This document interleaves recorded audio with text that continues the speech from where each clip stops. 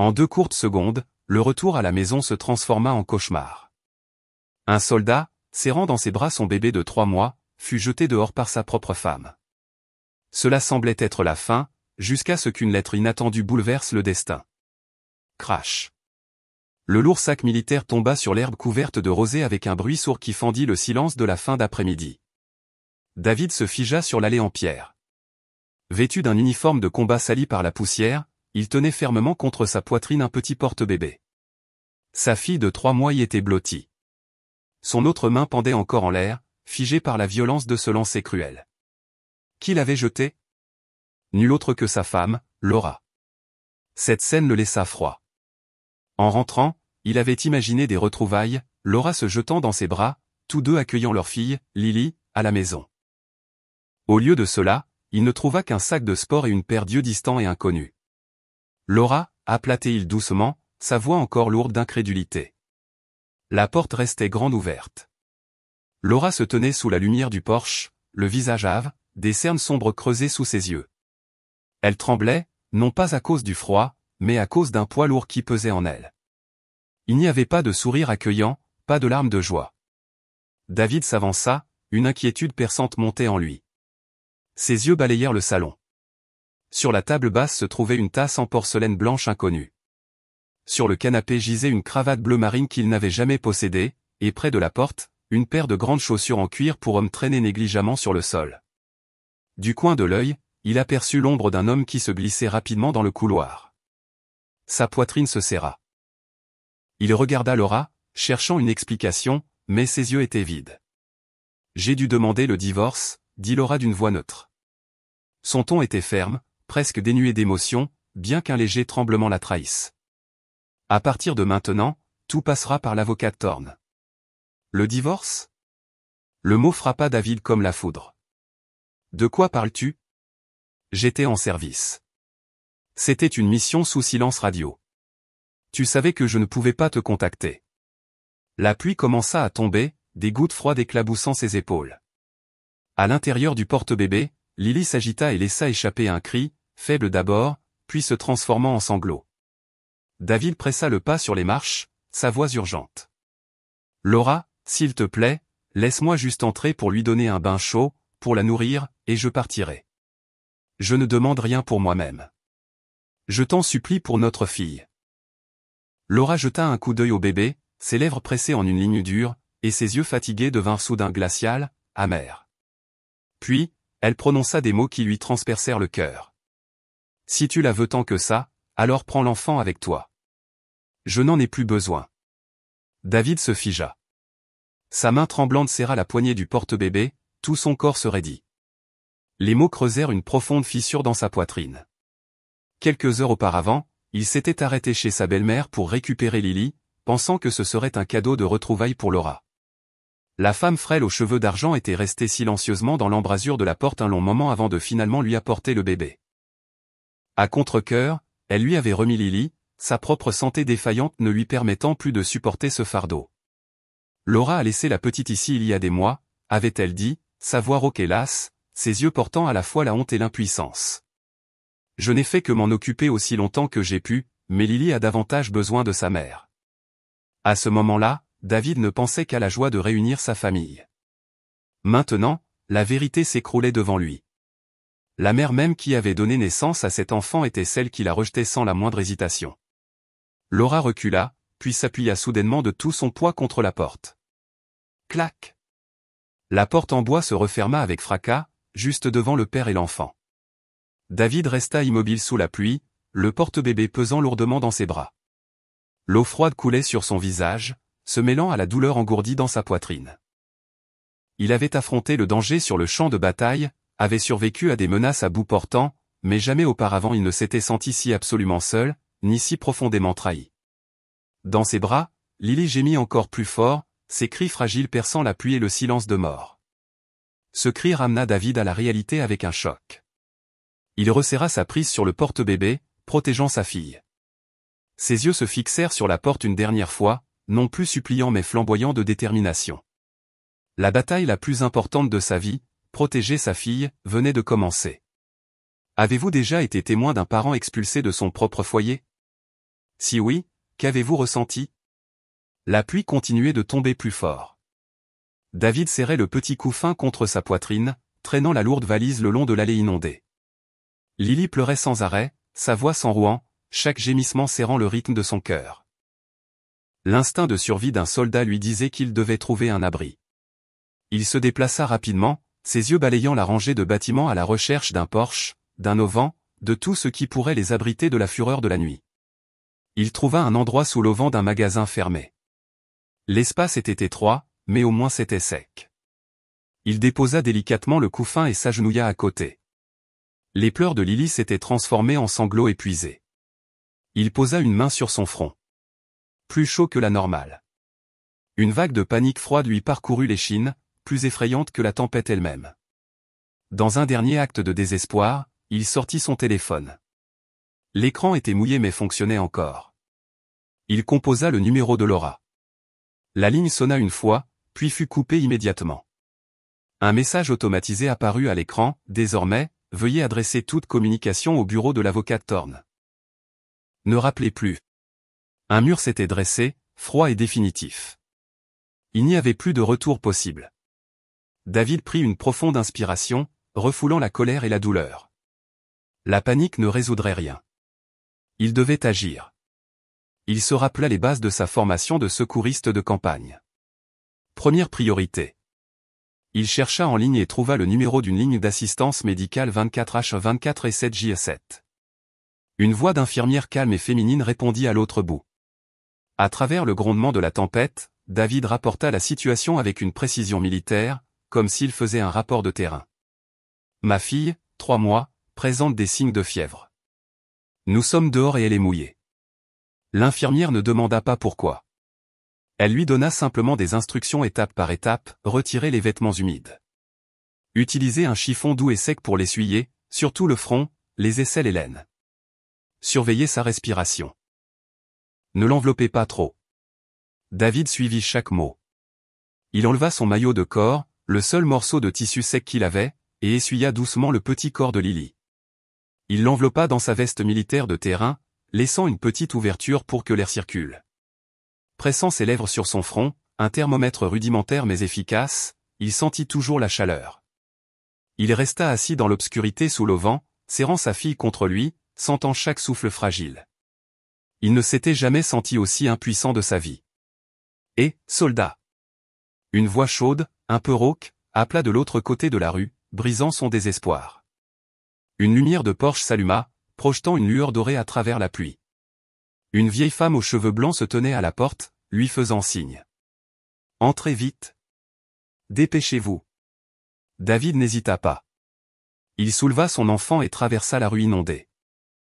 Merci, madame, halta-t-il en se tenant sous le toit de son Porsche.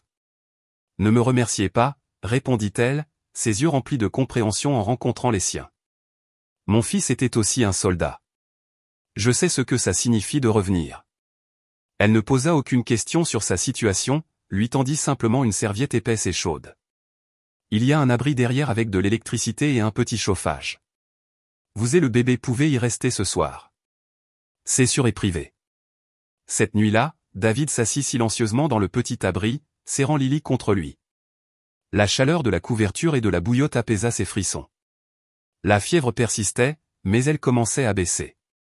Dehors, la pluie tambourinait régulièrement sur le toit en tôle, berçant le père et la fille dans un sommeil agité. Le lendemain matin, alors que les premiers rayons de soleil se glissaient par les fissures de la porte, David se réveilla en sursaut. Lily était allongée à côté de lui, sa respiration plus régulière, son visage moins pâle. Pour la première fois depuis des heures, il exhala un soupir de soulagement. La porte en bois grinça. Madame Margaret entra, portant une épaisse liasse de lettres, attachée par un élastique. J'ai attendu que vous installiez le bébé avant de dire ça. Celles-ci sont pour vous, dit-elle doucement, les posant sur la vieille table en bois.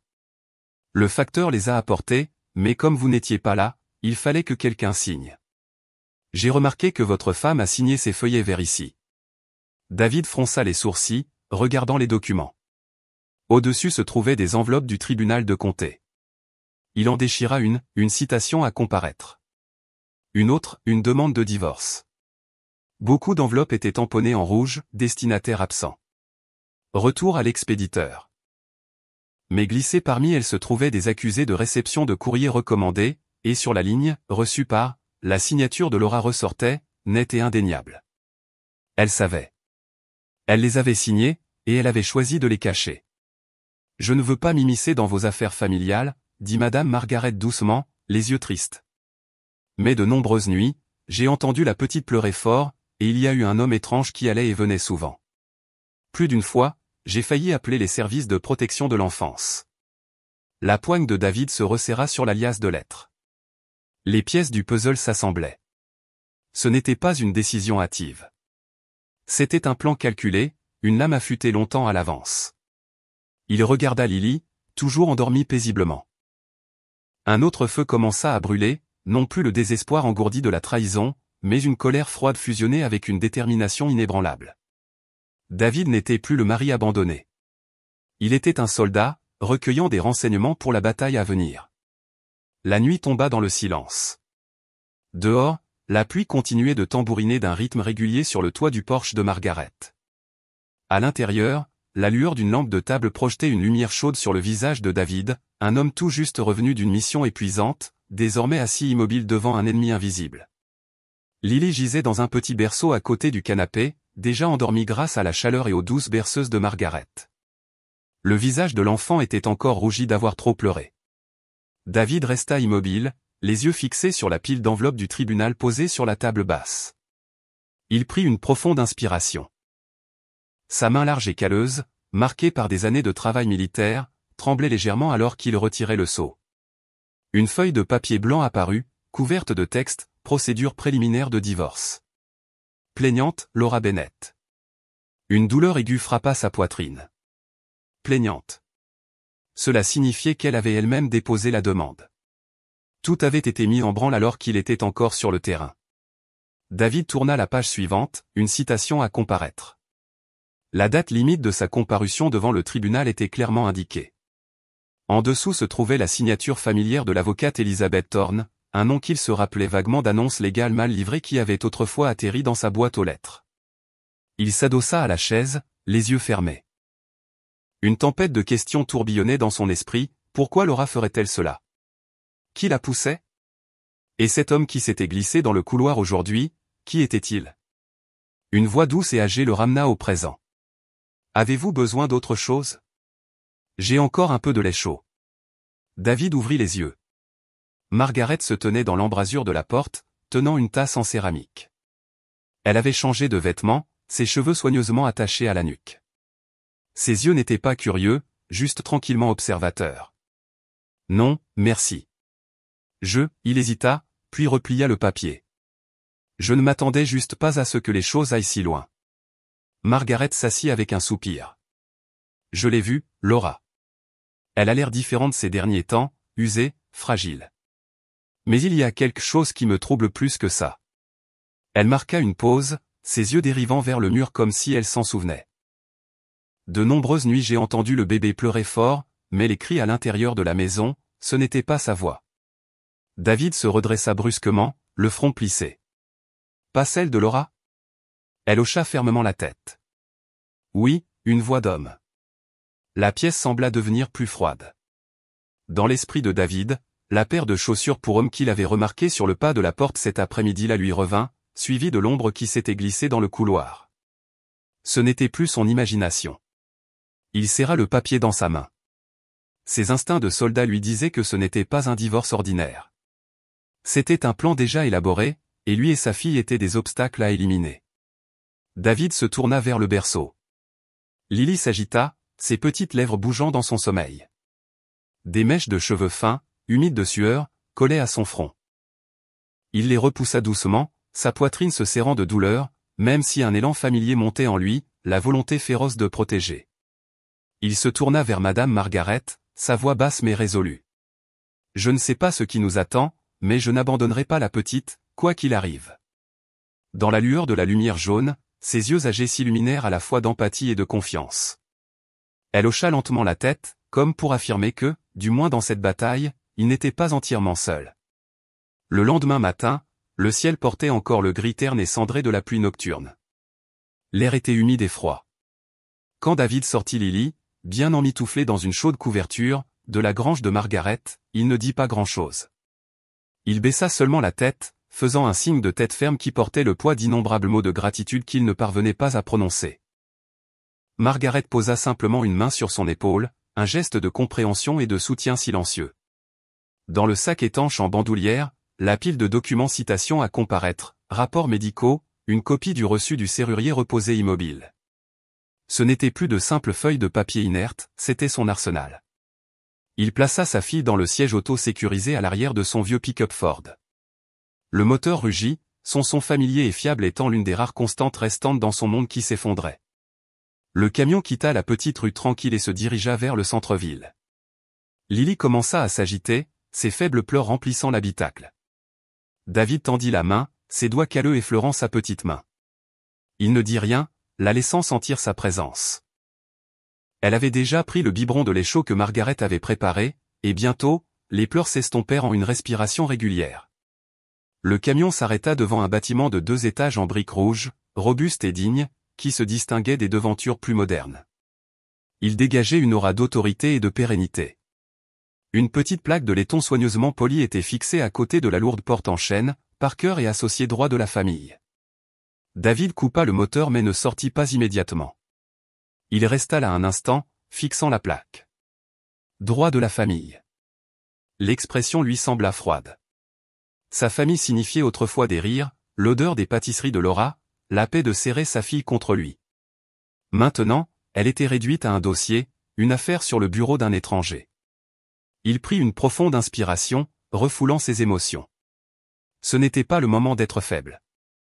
C'était une mission. Il souleva délicatement Lily de son porte-bébé portable, protégé et en sécurité.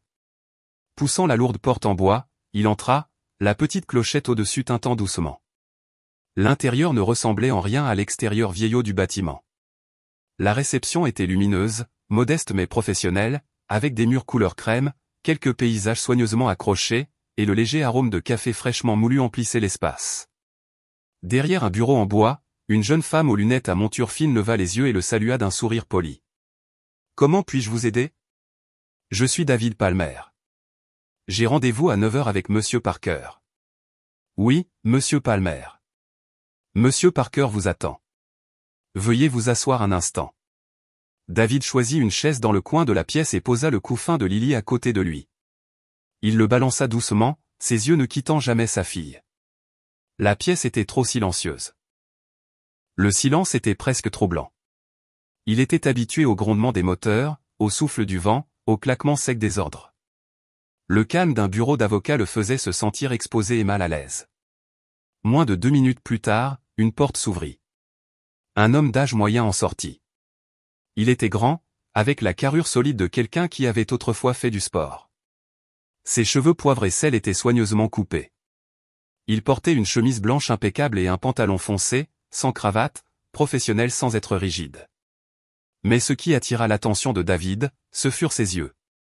Ils étaient d'un gris bleu froid, vif et observateur. Il ne le regardait pas avec curiosité ou pitié, mais avec une évaluation calme et directe. Monsieur Palmer, sa voix était profonde et ferme. Je suis Jacques Parker. S'il vous plaît, entrez. David se leva, soulevant le couffin avec lui. Parker lui tendit la main, la poignée de main ferme, ni trop forte ni trop faible, mais empreinte d'une confiance tranquille. Son regard glissa vers Lily et s'adoucit, presque imperceptiblement. Laissez-la ici, dit-il, désignant un coin de son bureau où se trouvait un large fauteuil. Elle y sera plus à l'aise. Le bureau de Parker reflétait l'homme lui-même, ordonné, efficace, sans superflu. Un bureau en bois sombre ne contenait qu'un écran d'ordinateur, un bloc-notes et un seul stylo. Des étagères du sol au plafond étaient garnies de gros livres de droit, soigneusement rangés. Il n'y avait pas de photos de famille, pas de bibelot personnel. C'était un lieu de travail, un poste de commandement. David déposa le couffin, puis s'assit sur la chaise en face du bureau. Parker était déjà assis, les mains jointes sur la surface devant lui. « J'ai reçu votre email chiffré hier soir », commença Parker, sans perdre de temps. « J'ai également examiné la vidéo. Très clair. David hocha la tête, la gorge soudainement sèche. Maintenant, je veux tout entendre de votre part. Commencez à partir du moment où vous êtes revenu. David prit une inspiration, et l'histoire déferla. Il parla brièvement, succinctement, avec l'habitude du soldat de faire un rapport. Il raconta son arrivée chez sa belle-mère, son évasivité, le trajet de retour avec sa fille, la valise jetée dehors, les serrures changées, l'homme étrange, et enfin, la porte claquée. Quand il se rappela les mots de Laura, « Emmène-la avec toi », sa voix faiblit, brisée par une émotion qu'il ne pouvait plus contenir. Il serra la main posée sur sa cuisse, les jointures blanchissant. Je me fiche de ce mariage maintenant, dit-il, sa voix étranglée, ses yeux se tournant vers Lily. Mais ma fille, elle n'a que 3 mois. J'ai vu les yeux de Laura. Ils étaient vides, comme si elle regardait un objet, pas son propre enfant. Elle a dit que cet enfant n'était pas mon fardeau. Comprenez-vous? Elle est prête à la jeter. Parker écouta en silence, sans interrompre, sans prendre de notes. Ses yeux ne quittèrent jamais David, rayonnant d'une concentration absolue. Quand David eut fini, la pièce sombra dans le silence, rompue seulement par la douce respiration de Lily. Après une longue pause, Parker parla enfin, sa voix calme mais lourde. « Je comprends, monsieur Palmer, et je vous crois. » Il tira un mince dossier plus près. C'était une copie imprimée des dossiers du tribunal auquel il avait accédé la nuit précédente. J'ai examiné la demande de divorce. Notre adversaire est Elizabeth Thorne. Je la connais, très vive, très agressive, et elle n'a pas peur de jouer sale. Elle est spécialisée dans la présentation de son client comme victime et la transformation de l'autre partie en monstre. Il tourna une page. Et cette demande, elle n'a pas été rédigée à la hâte. Les termes sur le partage des biens, les demandes de garde, tout a été écrit avec soin, délibérément. Il se prépare à cela depuis longtemps, attendant le moment exact où vous ne pourriez pas riposter, pour frapper. Le sang monta au visage de David. La trahison était plus amère qu'il ne l'avait imaginé. Ce n'était pas une erreur née de la faiblesse. C'était une embuscade planifiée avec précision. Parker s'adossa à sa chaise, fixant David du regard. Donc, nous devons changer le champ de bataille. Ce n'est plus seulement un divorce. À partir de ce moment, il s'agit des droits et de la sécurité d'un enfant. Nous ne défendrons pas, nous attaquerons. Il prit le stylo et commença à noter des points sur une feuille de papier vierge. La loi, surtout dans cet état, ne se soucie pas beaucoup de qui a trompé, mais elle se soucie absolument de qui offre de meilleurs soins, plus stables, à un enfant. Et c'est là que nous frapperons. Parker fit glisser le papier vers David, soulignant 3 points clés, obtenir une résidence stable en son propre nom, recueillir des preuves solides de la négligence de Laura, et bâtir l'image d'un père dévoué à travers chaque détail de son rôle parental. David fixa le plan en silence. Lentement, la tension sur son visage s'apaisa. Ce n'était plus le chaos, c'était une mission. Il leva les yeux, sa voix ferme. Quoi qu'il en coûte, je le ferai. Dans les yeux de Parker, il ne vit plus un père désespéré. Il vit un soldat qui venait de recevoir ses ordres. En quittant le bureau de l'avocat Parker, David ne se sentit pas soulagé. Au lieu de cela, il ressentit le poids d'une mission qui venait de lui être confiée. Ce fardeau était concret, indubitable, et il savait exactement ce qu'il devait faire. Le chaos dans son esprit avait été remplacé par une liste d'objectifs à atteindre. Assis dans son pick-up, il regarda sa fille, profondément endormie. Un logement stable. C'était la priorité numéro 1. Il ne pouvait pas mener cette bataille sans une base. Il n'avait pas beaucoup d'économies, et trouver un appartement à louer immédiatement était presque impossible. Il n'avait qu'une seule ressource à laquelle il pouvait faire confiance. Il sortit son téléphone, fit défiler ses contacts et composa un numéro qu'il n'avait pas appelé depuis longtemps. C'était le numéro du poste local des vétérans of Foreign Wars, VFW. Une voix grave et rocailleuse répondit après 2 sonneries. VFW poste 76, dit l'homme.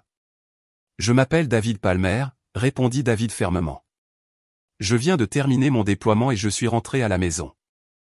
J'ai des problèmes familiaux et j'ai besoin d'un endroit temporaire où loger pour moi et ma fille de 3 mois. Il y eut un moment de silence à l'autre bout.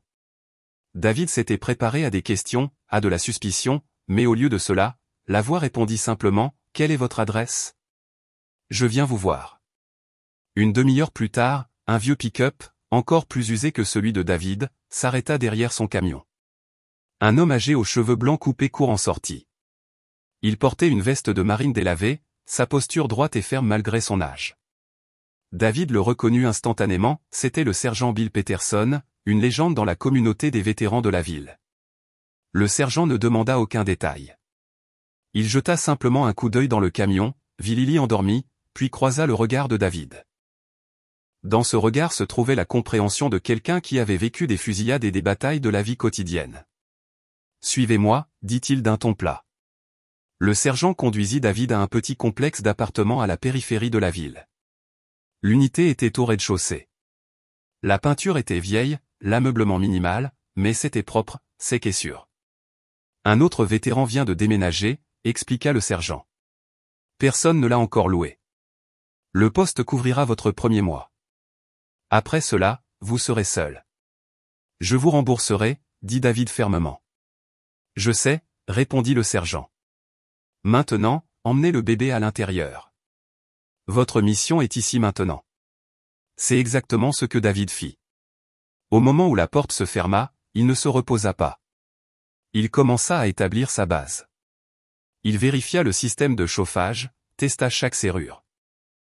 Il essuya le lit de voyage que le sergent avait apporté du dépôt des vétérans et le plaça dans le coin le plus calme et le plus chaud de la chambre.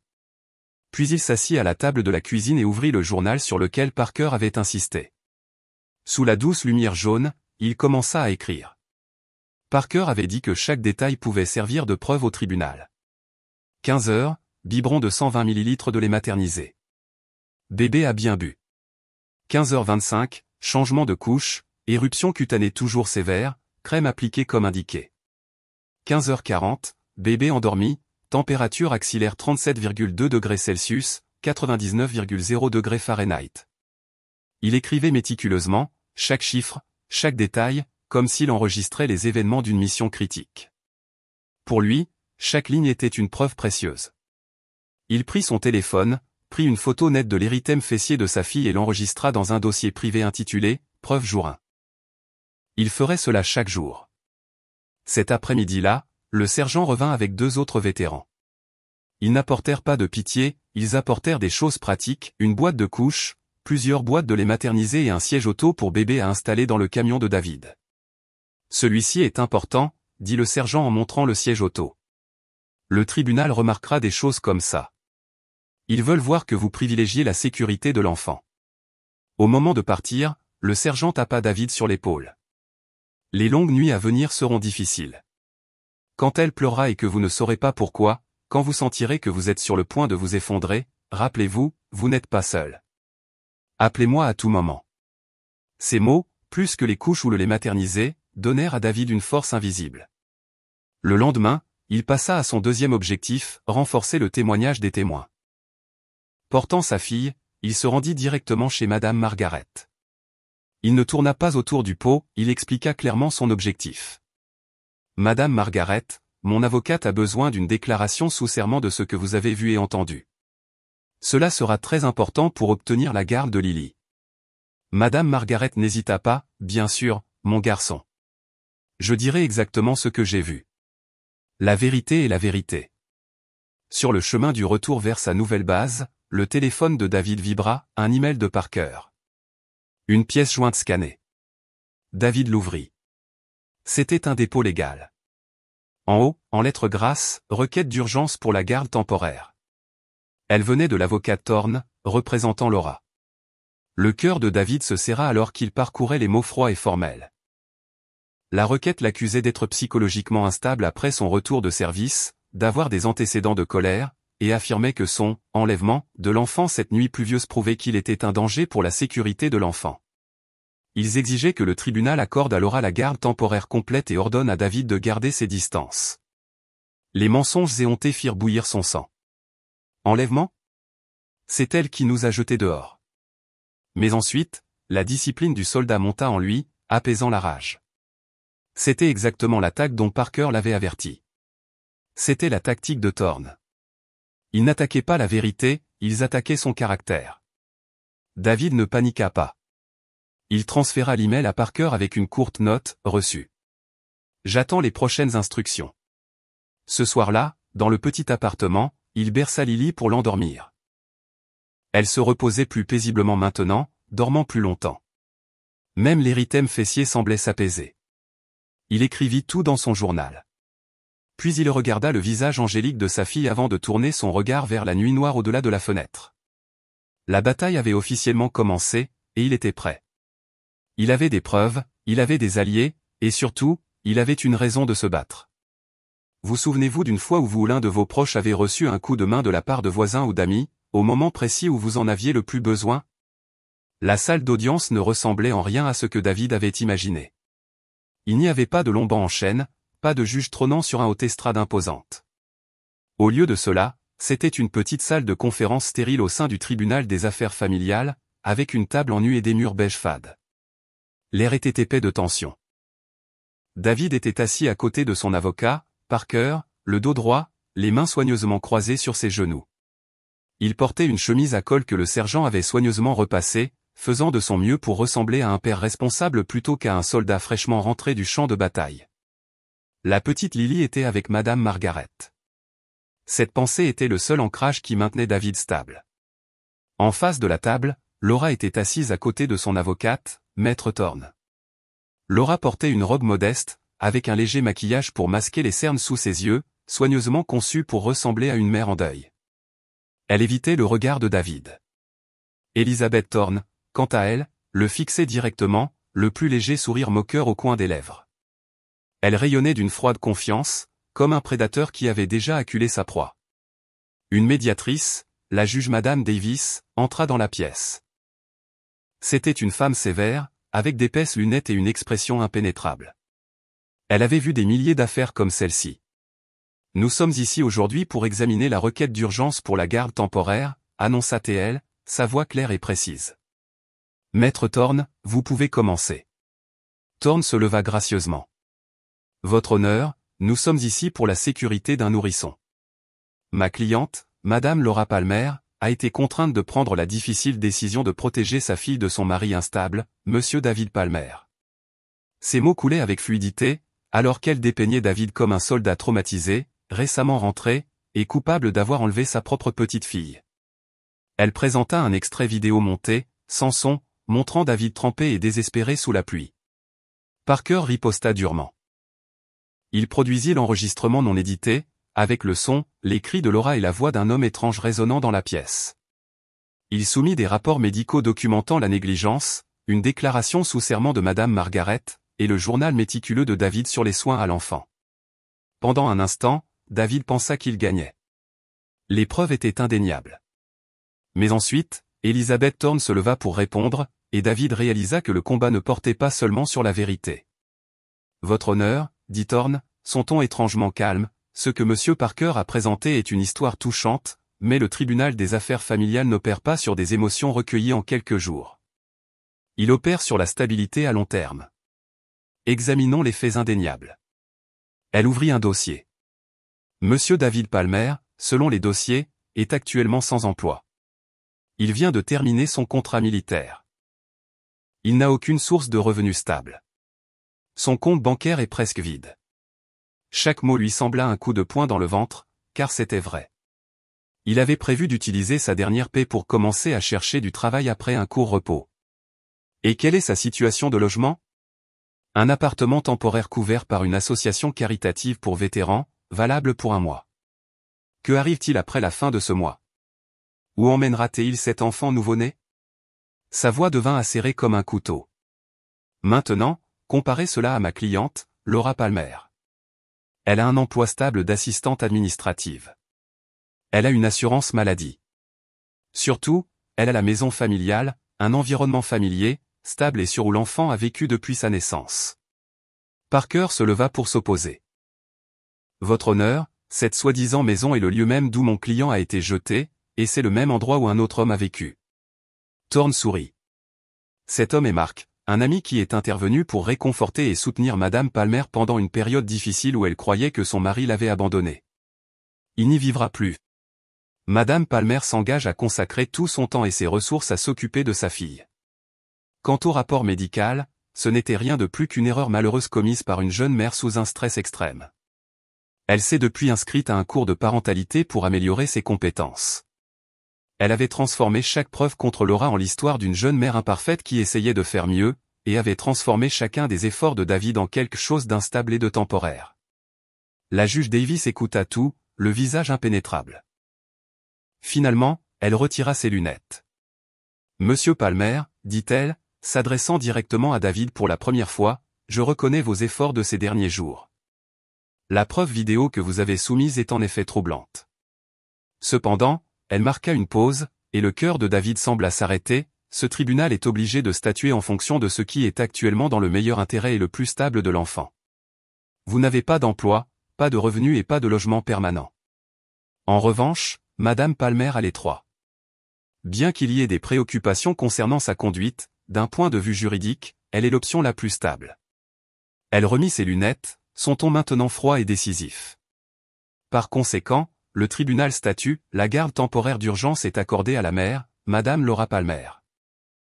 Monsieur Palmer bénéficiera d'un droit de visite supervisé 2 fois par semaine, 2 heures par session, dans un centre familial désigné. Le tribunal désignera une assistante sociale pour évaluer les 2 parties, et l'affaire sera réexaminée lors de la prochaine audience dans 30 jours. Elle frappa légèrement le marteau. L'audience est levée. Le monde de David s'effondra. Il avait perdu.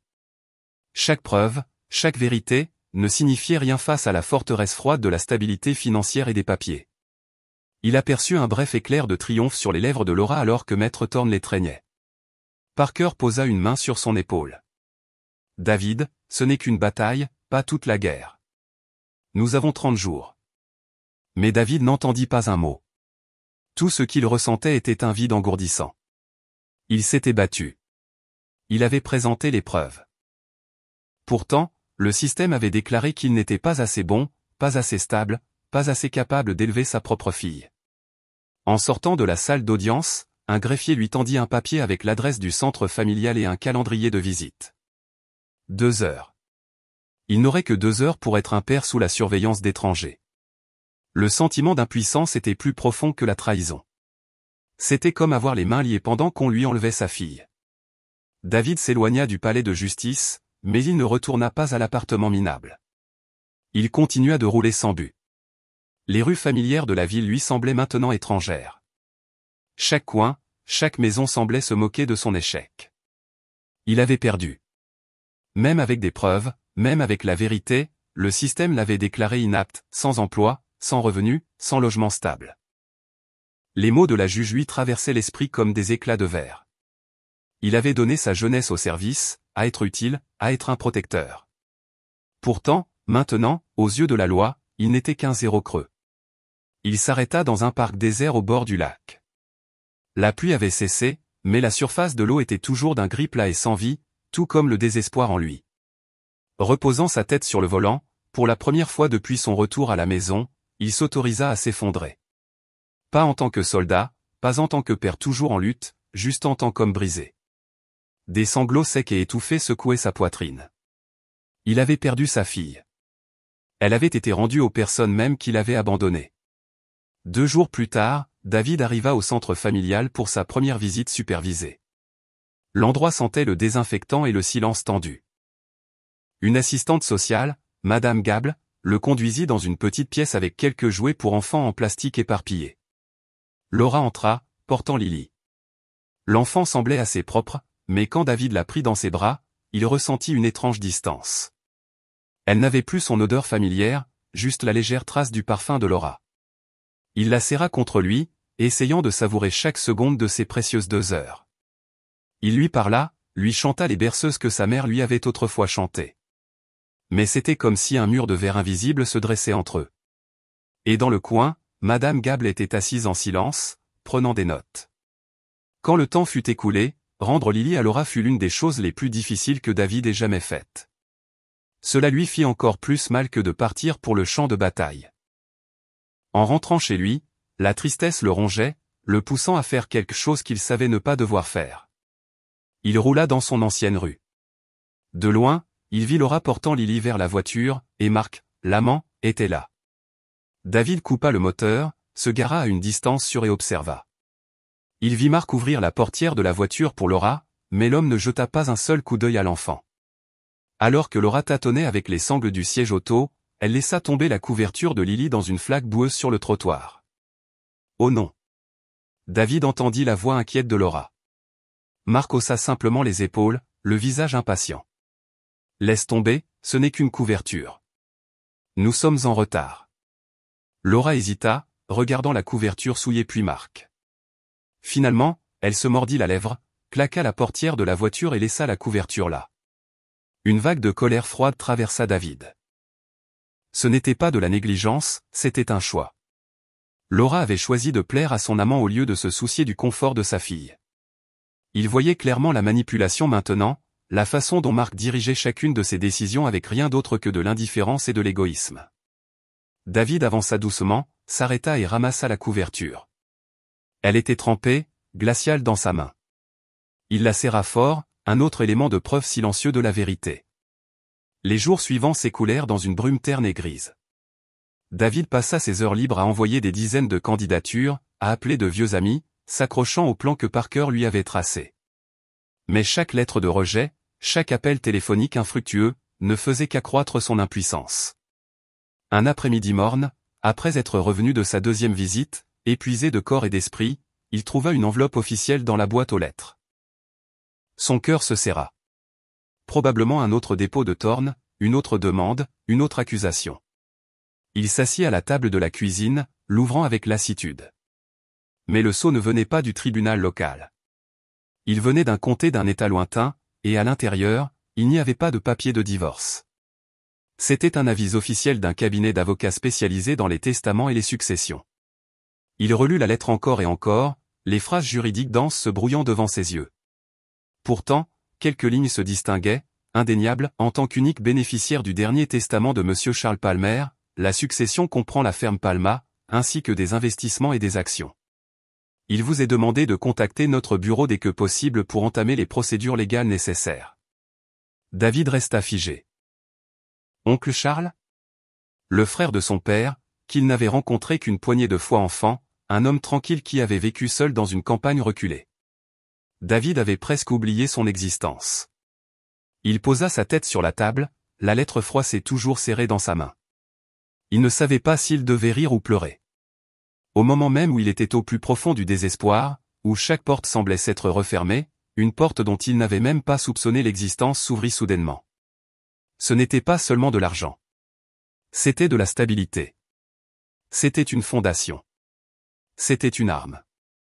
La lettre reposait sur la petite table de cuisine, fragile mais portant le poids d'un rocher pressant la poitrine de David. Il la lut une troisième fois, puis une quatrième. Chaque ligne, chaque saut en relief, était si précise et officielle qu'il n'y avait pas de place pour le doute.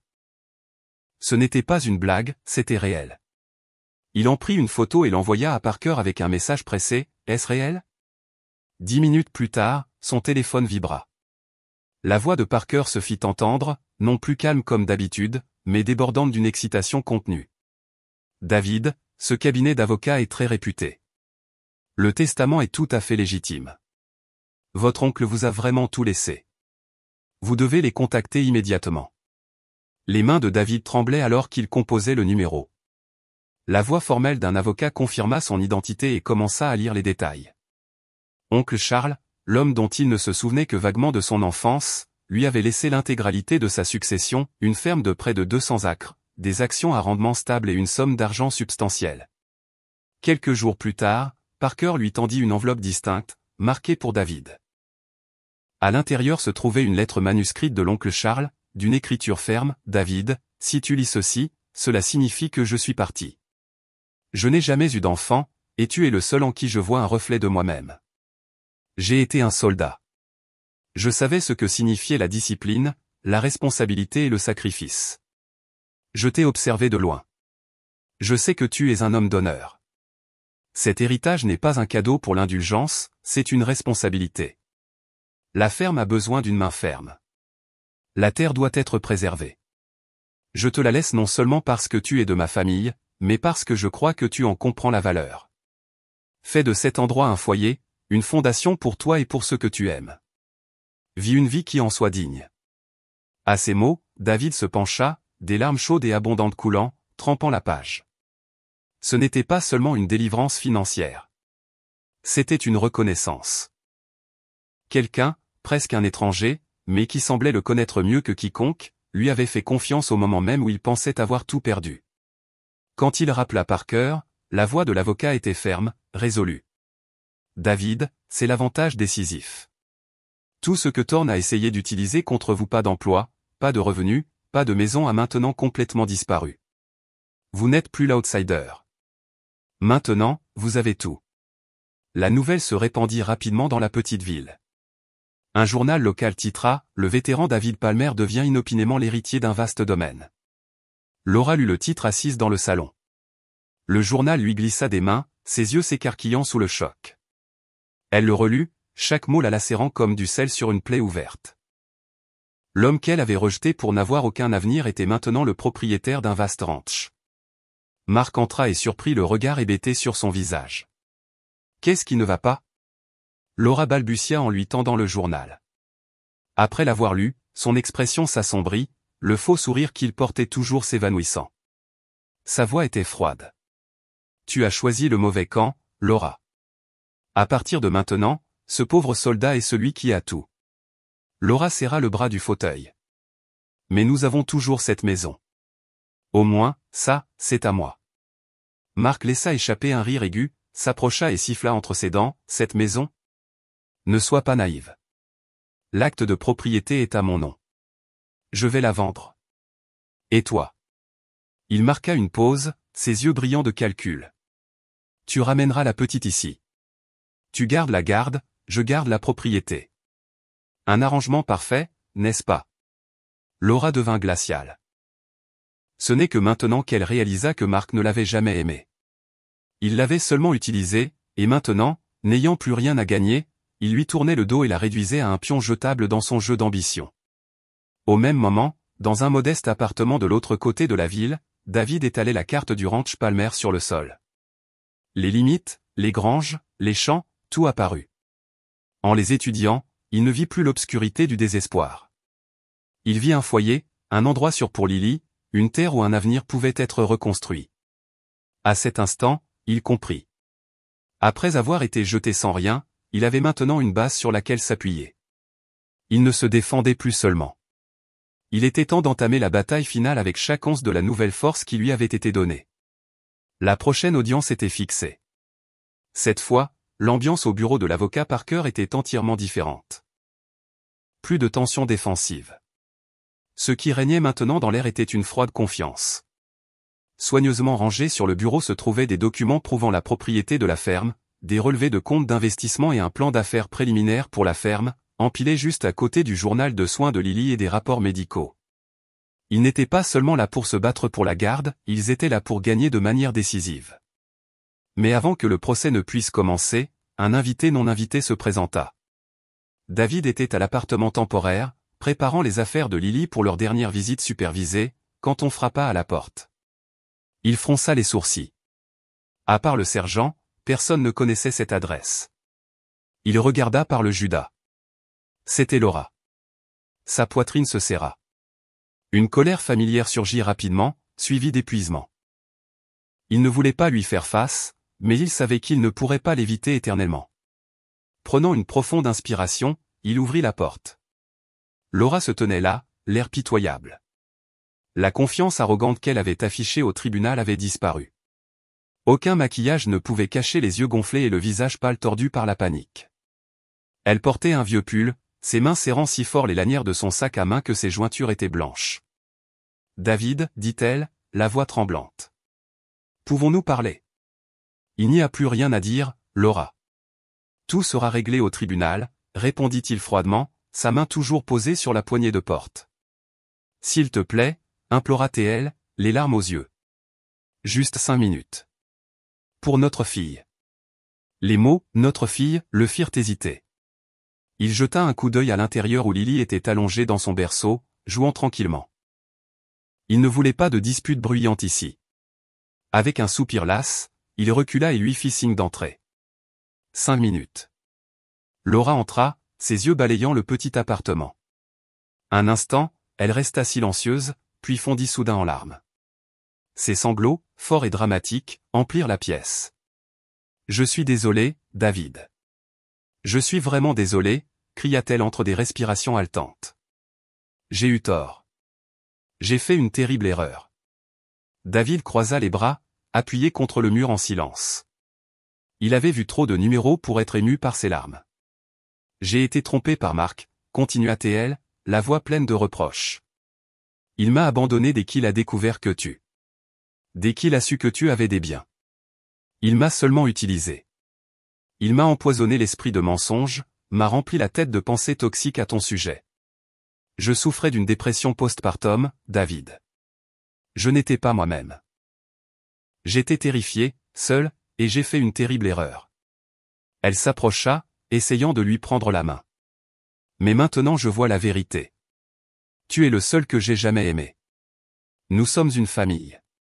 S'il te plaît, donne-moi une autre chance. Recommençons, pour Lily. Elle a besoin de sa mère et de son père. David retira doucement sa main. Il regarda Laura droit dans les yeux, et pour la première fois, il ne ressentit ni colère ni douleur, seulement du vide. Une chance ? Sa voix était étrangement calme. Cette chance existait déjà, Laura.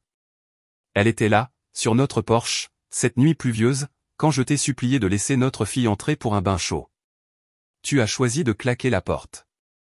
Il secoua la tête. Tu n'es pas désolé pour ce que tu as fait.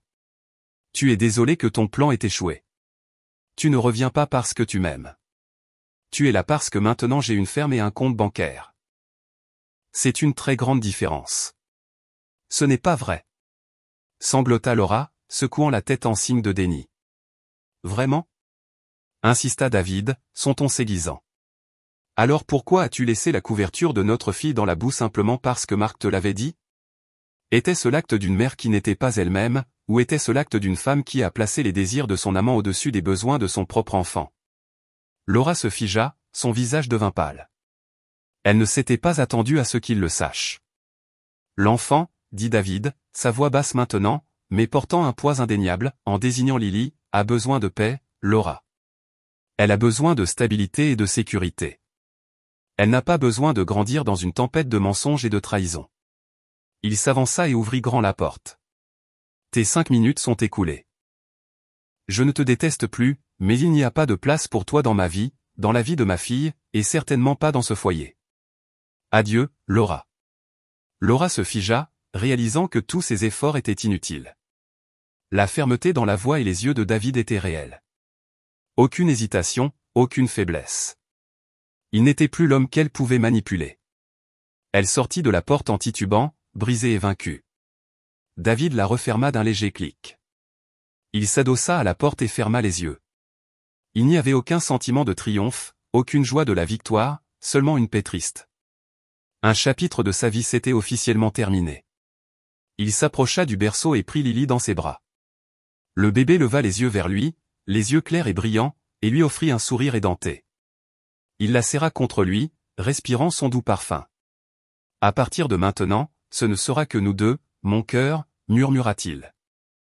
Et je te promets que je te construirai le foyer le plus solide du monde.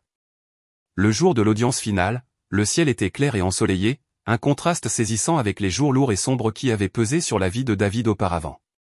Il entra au palais de justice, non plus un soldat vaincu ni un père désespéré. Maintenant, il était un homme avec un avenir clair, un propriétaire terrien, et surtout, un père qui avait prouvé sa valeur. Mais la confrontation pour laquelle il s'était préparé pendant des semaines n'eut jamais lieu. À l'intérieur de la salle d'audience, l'avocate Thorne semblait lasse, presque résignée. Laura n'était pas présente. Votre honneur, commença maître Thorne d'une voix neutre, après avoir examiné les nouvelles preuves présentées par monsieur Palmer, et après de longues discussions, ma cliente, madame Laura Palmer, a décidé de ne pas contester la garde. Elle accepte d'accorder la garde légale et physique complète de Lily Palmer à son père, monsieur David Palmer. Le silence tomba dans la pièce. David se tourna vers Parker, incrédule. Parker se contenta d'un léger signe de tête. Il avait anticipé cela. Thorne poursuivit, madame Palmer a également accepté de signer les papiers de divorce et de renoncer à toute revendication sur les biens précédemment partagés, ainsi que sur l'héritage de monsieur Palmer. En retour, elle demande une exemption des futures obligations de pension alimentaire. Elle a l'intention de quitter la ville pour commencer une nouvelle vie. La juge Davis posa le dossier et regarda David directement. « Monsieur Palmer, acceptez-vous ces termes ?» David ne mit qu'une seconde à répondre. « Oui, votre honneur. » Il n'avait jamais eu besoin de l'argent de Laura. Tout ce dont il avait besoin, c'était de sa fille. Très bien. La juge frappa légèrement son marteau sur le banc. La garde de Lily Palmer est par la présente accordée à monsieur David Palmer. Cette affaire est officiellement close. Bang. Le son du marteau n'était plus un jugement. Il résonna comme le déclic d'une serrure qui s'ouvre, la liberté. Alors qu'il sortait, Parker expliqua lentement, Thorne savait que Laura ne pouvait pas gagner. Avec l'héritage, plus les preuves de négligence et le témoignage de Mark, elle n'avait aucune issue. Se retirer tranquillement était le choix le moins humiliant. Ce n'est que plus tard que David apprit toute la vérité. Après qu'il eut refusé de se réconcilier, Laura rentra chez elle pour découvrir que Mark avait disparu. Il avait vendu la maison à un prix dérisoire, empoché l'argent et s'était évaporé sans laisser de traces.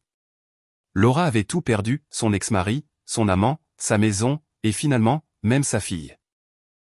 Elle quitta la ville avec rien d'autre qu'une seule valise, abandonnant derrière elle le désastre qu'elle avait elle-même créé. 6 mois plus tard, le printemps était revenu à la ferme Palmer. Les collines vallonnées brillaient d'un vert tendre, et l'air frais portait l'odeur de la terre humide et de l'herbe nouvelle. David, vêtu d'un vieux t-shirt délavé, tenait Lily dans ses bras. Elle avait presque 1 an maintenant, joufflue, rayonnante de vie. La petite fille pointa du doigt un troupeau de bovins paissant au loin, babillant ses tout premiers sons. Il n'était plus seul. Le sergent Peterson et 2 autres vétérans étaient occupés à réparer la clôture en bois. Le rythme aigu des marteaux se mêlait à des éclats de rire. La ferme Palmer n'était plus seulement un foyer pour David et sa fille. Elle devenait lentement quelque chose de plus grand.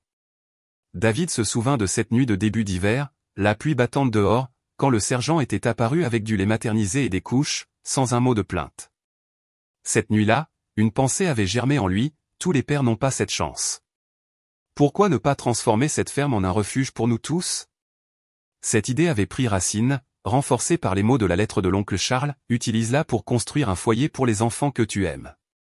David en vint à réaliser que ses enfants n'étaient pas seulement Lily.